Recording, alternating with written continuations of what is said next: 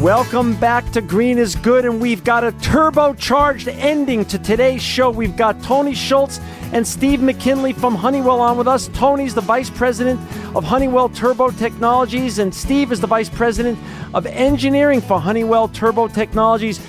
Both of you guys, Tony and Steve, welcome to Green is Good. Don, thanks for having us. Excited to have an opportunity to talk about our business and all the things at Honeywell, particularly around the turbocharging business, and an opportunity to talk to everybody, to tell you guys what we're doing. Well, before we get into, and for our listeners out there, I'm on your site right now, and it is just not only colorful and gorgeous. I want all our listeners who've got their iPad or some other device in front of them, go to www.turbo.honeywell.com. Before we get into talking all things turbo, Steve, can you share a little bit about your story, your journey, how you got to this very important position at Honeywell, leading up to this, and the great work that you're doing? Sure, John. Obviously started like a lot of engineers, tinkering with mechanical things, loved tearing things apart and putting them back together to work on a car or motorcycle. Went to college, got an engineering degree. Went out of college, started working for one of the automakers, and really enjoyed that experience. Then decided that I wanted to kind of specialize on some more interesting products and focused in on the turbochargers themselves. Been with Honeywell for about 7 years now, with a little over 20-year career in automotive industry since graduating from college. And Tony, how about you? What's your background leading up to this important position? But most of my career has been in the automotive sector. I think the thing that been with Honeywell for 8 years, the thing that really excited me about was Honeywell and all of its culture around environmental, and the core to Honeywell is really around driving sustainability through bringing different technologies, differentiated technologies to the end consumer. And certainly we're going to talk a little bit about all the things that we're doing in the transportation segment to make things green and have better fuel economy and have an opportunity for people to improve fuel economy and still have a fun-to-drive vehicle. Well, that's awesome. And, listen, I love getting in my car and going, and I love watching car racing and everything. And I'm on your site again for our listeners out there that want to go to the site. And while we talk to Tony and Steve, it's www.turbo.honeywell.com. I'm on the site now. It's gorgeous. I see this beautiful Le Mans victory racing car here. But before we even get into that, share with me. I don't even understand what a turbocharger is. What is a turbocharger? Yeah, it's a good question, John. We get that question a lot from people that don't understand. In the simplest form, it's basically a device that recycles the energy from the exhaust gas that would normally be wasted to power a compressor, which essentially takes fresh air and packs it into the cylinders, allowing the engine to act as if it were a much larger engine than it really is. In doing so, we're able to downsize and improve fuel economy in vehicles by eliminating some of the frictional losses, as Tony said, without sacrificing that fun-to-drive feel. So you're saying, in my mind, a turbocharger sounds like, wow, it's going to use extra energy, but you're actually saying it's the opposite. A turbocharger increases a vehicle's fuel efficiency and performance. It does, and there's a couple different ways automakers approach things, and I think maybe that the paradigm's shifting a little bit, where you used to hear about turbos as a performance option. Yeah. The automakers are finding ways to say, let's have equivalent performance of that larger naturally aspirated V6 and replace it with the turbo i4, and the overall equation is a more fuel-efficient vehicle. Got it. So talk a little bit about what this means for our cars in the United States. There's been a growth or insurgence of diesel and gas turbocharged engines in the United States, is what I've read. And what does that look like, and what does that mean to our environmental footprint and economy? The regulatory changes in the U.S., there's some regulations that have been implemented or about to be implemented where car manufacturers have to meet a average fuel fleet of 35.5 miles per gallon by 2017. Those regulations will continue to increase through 2025 to 54.5. turbochargers and downsizing, as Steve has outlined, is a big enabler for the OEs to be able to meet that. And currently, turbochargers represent last year about 12 to 13% of all cars produced. This year, we see that increasing anywhere between 15 to 16%. And as we look further out into 2018 timeframe, we're looking at 23 to 25%. So if you think about it, it's about a 10% increase. And in the U.S., we sell probably about 15 to 16 million cars a year. That 10% increase is an additional 1.5 to 1.6 turbochargers. So the outlook for the business is outstanding for us. And again, the big benefit is fuel economy, greener technology for consumers. And I'm here on your website, which again, for our listeners out there, is turbo.honeywell.com. And I'm looking at what you just were talking about in terms of how your technologies lay over so many different types of vehicles and the sheer numerical value of the vehicles you're going to be touching. So the technology, the turbo technology, actually, what I'm looking at here, it touches light vehicle engines, both in diesel and in gasoline, off-highway engines. I'm looking at some sort of farming equipment, highway engines, and racing engines. Am I correct in what I'm actually looking on your website? You're touching all these segments and more? That's right, John. With Honeywell, one of the great things is we were the innovators, the leaders in the industry with the first production applications dating back to the 50s. Started with Caterpillar diesel engines in off-highway tractors. It's a huge part of the business. We have the broadest portfolio in the industry, ranging from 0.8 liter diesel and gasoline engines all the way up to 100-plus liter large mining truck applications as well. So we have a very broad exposure to all different sizes of engines, all different types of applications, and different customers as well. Just adds to the excitement of the business. And the turbos themselves are very different, whether it's a gasoline engine or a passenger car diesel or a commercial vehicle engine, like you mentioned, the agricultural business. Interesting. And is there other, like I see, other options and things of that such? What other technologies besides these vehicles that in those segments and vehicles we just mentioned? Where else does turbo touch outside of just vehicles when it says other options and things of that such? Yeah, you know what? When we're talking other options, we get a lot of our innovation from the motorsport side of things, and we get a lot of very interesting requests for new innovations and that sort of thing. We're always working on the next level of powertrain development as well. Got some interesting projects going on in terms of electrification, whether it's fuel cells or even hybridization. How does the vehicle electrical system interplay with the turbocharger itself? So we've always got our eyes and ears open to developments in new powertrains, new fuel efficiency trends, and how does turbo machinery play into that space? Gotcha. That makes a lot of sense. So I'm just a general consumer, really. I'm Joe Consumer. I love getting in the car and it going, and I love it going correctly.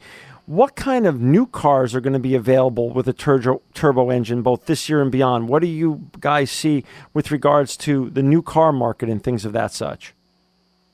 So, John, we see a lot of new introductions this year. I mean, gasoline downsizing and boosting has been something that's been hitting the marketplace with cars such as the Chevy Cruze and Sonic, the Fiat 500, Chrysler, Dodge Dart, the Ford Taurus Show, and some of the VW vehicles. But this year we're also introducing some diesel vehicles into the marketplace. The Chevy Cruze is coming out with a diesel this year. Chrysler Jeep is going to be introducing a Grand Cherokee, also the Ram. Mazda will be introducing a Mazda 6 with diesel. So we're seeing a lot of new vehicles that people have an opportunity to go to the showroom now and get behind the wheel of a diesel to see how it feels. Wow. And I'm on your site, and I love, this is just such your site's so good, and I'm on the area that says greener future, a greener future, and all the great benefits of of turbo, fuel efficiency, emissions, and performance. And I love this statistic. And please update this for me if need be.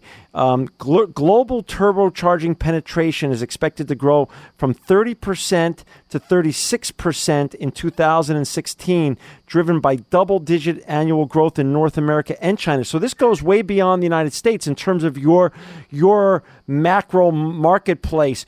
Honeywell thinks way beyond just North America and the United States. You have huge opportunities in turbocharging outside of the United States. Is that a true statement? Absolutely. We are the market leader in turbocharging. We do have, we bring to market about 100 different launches every year. We have about 500 in the pipeline over the next 4 to 5 years. So it's global, and we're able to bring technology to each of the regions, meeting the problem statement of increasing fuel economy and having people behind vehicles that are fun to drive. If our listeners have just joined now, we're so excited and honored to have on with us Tony Schultz and Steve McKinley of Honeywell. They're from the Turbo Technology Division, and we're on their great website as we're talking right now, turbo.honeywell.com, and we're talking all things turbo. You know, one of the things I've seen in sustainability, and when we've had guests on from around the world, is that typically Europe and Japan have led on sustainability. The United States is sort of catching up fast, but catching up. Talk a little bit about Honeywell and what you've seen in Europe with regards to turbocharged vehicles and how that relates to the United States and its adoption of driving and using turbocharged technology and turbocharged vehicles.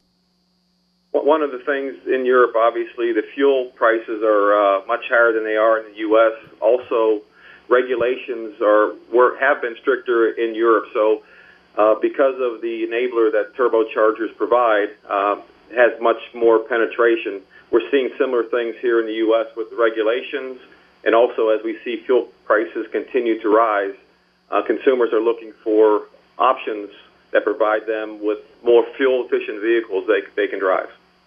Got it. And also diesel. Talk a little bit about diesel. When I was growing up, I used to see diesel cars, and they had heavy emissions and things of that such, and I never dreamed I would ever drive a diesel car or diesel engine. What is there a growing popularity now in diesel in the United States, and what do you think is behind or driving that growth of diesel engines? Yeah, John, you're correct in that the technology and the advancements that the automakers and engine manufacturers have made in diesel engines over the last 15, 20 years has been really remarkable. To be able to see some of the advancements in after-treatment systems, better turbocharging systems, and just better engine systems overall, you'd be hard-pressed to know in some cases whether it's a diesel or a gasoline engine under the hood until you get that feel of the high torque that the diesel delivers. So as Tony mentioned before, that fun to drive and not knowing that it's a diesel under the hood is really starting to attract a lot more buyers and attention from the automakers. And John, just to add to that, Sure. If you look at Europe, every diesel engine uses a turbocharger. And when you look at Europe, roughly about 60% of the vehicles are diesel. So certainly that shows a success rate, and we're looking forward to seeing how that plays out here in the U.S. also. Got it. And when we talk about turbochargers and diesel, interrelate both of them. You know, as I shared, my past perceptions have been totally off because you've just educated me and our audience with regards to turbochargers being better for the environment, diesel having a great place at the table also. Can you share again the intersection of past perceptions versus current realities and where we're going in the future with regards to sustainability? Yeah, it's a good question, and that what we typically find is that before vehicle manufacturers or engine manufacturers have embarked on real intensive efforts to improve fuel economy, if they're replacing a larger naturally aspirated V6 or a V8 engine, we can see anywhere around like a 20% improvement in fuel economy with a boosted gasoline solution. That number pumps up to 30 to 35% with a very solid, again, as Tony mentioned, turbocharged diesel engine as well.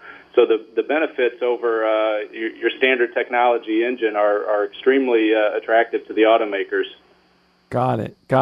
And, we're talking today, it's 2013, and you guys have done a great job of laying out where we are today, where the puck is today, and where we're growing. Talk a little bit about what's coming. Where's the puck going in this segment in terms of how are you guys continuing to drive? I mean, you are the turbo masters at Honeywell.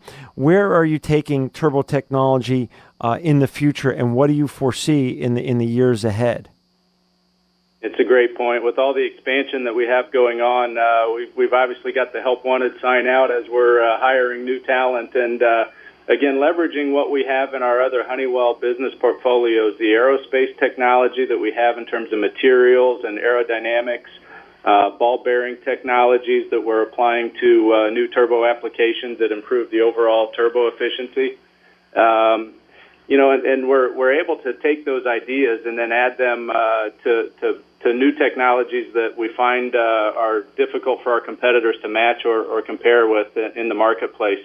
So we bring a solution, a unique solution set to automakers, whether it's a gasoline engine, a diesel engine, a hybrid, or even for the fuel cells in the future.